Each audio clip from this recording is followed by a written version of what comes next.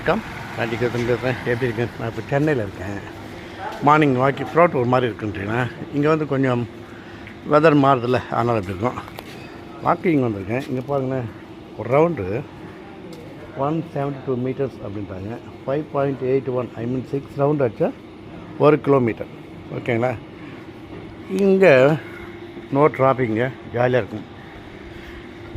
Morning மேலே இருக்குங்க, அப்படியே சில பேர் வாக் பண்ணுவாங்க, சில பேர் மாடி மேலே போவாங்க. மாடி மேலே போகலாம். அங்கே வந்து ஏகப்பட்ட இந்த கேபிள் ஒயரு ஜென்ரேட்டர்லாம் இருக்கும். அதனால் மேலே வெயிலும் தாக்கும். அதனால் கீழே இருந்தால் இது நல்லாயிருக்கும். இது சுற்றி வந்தாலே 172 மீட்டர்ஸ் அடித்த மாதிரி கணக்கு. நான் எப்படியும் ஒரு 12 ரவுண்டு அடிப்பேன்னு நினைக்கிறேன். 2 கிலோமீட்டர். ஓகேங்களா? வேறு என்ன பண்ணுறது, வாக் பண்ணால் தான் நல்லது. சரி, அப்புறம் ஒரு ஜென்ரல் மேட்ருக்கு வரும்.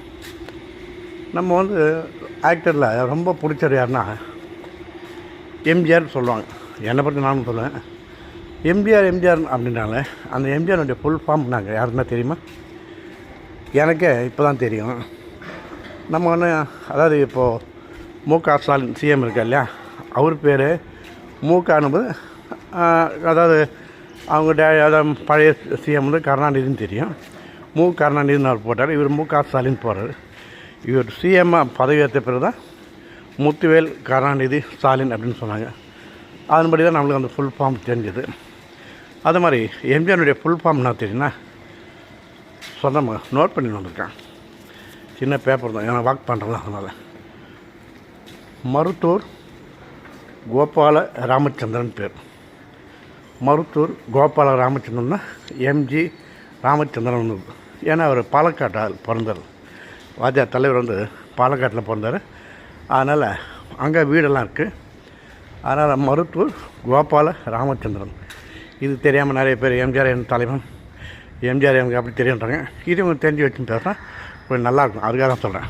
அதேமாதிரி இன்னொரு விஷயமும், இந்த இப்போத்தி சிஎம் தாய்மானவர் திட்டம்னு ஒன்று நெட்டான்னு இருக்கார். பார்த்தீங்கன்னா ரொம்ப நல்லா யூஸ்ஃபுல்லாக இருக்குது. அதாவது 70 வயசு மேலே ஆனவங்களுக்கு ரேஷன் பொருள் வீடு தேடி வரோம்ன்றாங்க. அது ஆகஸ்ட்லேருந்து ஸ்டார்ட் பண்ணிட்டாங்க. அது எந்த வாரம்னா 2வது சனிக்கிழமை 4வது சனிக்கிழமை எனக்கு காஞ்சிபுரத்தில். மீதி இடம் எப்படின்னு எனக்கு தெரியல. நான் போய் கேட்டேன் ரேஷன் கடையில், அது மாதிரி உண்டான்னு. சார் ரொம்ப உண்டு சார், 70 வயசானால் நாங்களே போய் பொருள் கொடுத்துருவோம், 2வது சனிக்கிழமை 4வது சனிக்கிழமை. நாங்கள் இப்போ அதை 65 ஆக்கிட்டாங்க. எவ்வளோ சந்தோஷம் பார்த்தீங்கன்னா. அப்போ நான் கூட போகணும். ஏன்னா நம்மளாம் சின்ன 65 இப்போ தானே கிராஸ் பண்ணியிருக்கோம். ஆனால் எங்களுக்கு வந்துடும் நினைக்கிறேன். ஓகேவா? இதான் விஷயம். அன்றைக்கி மீண்டும்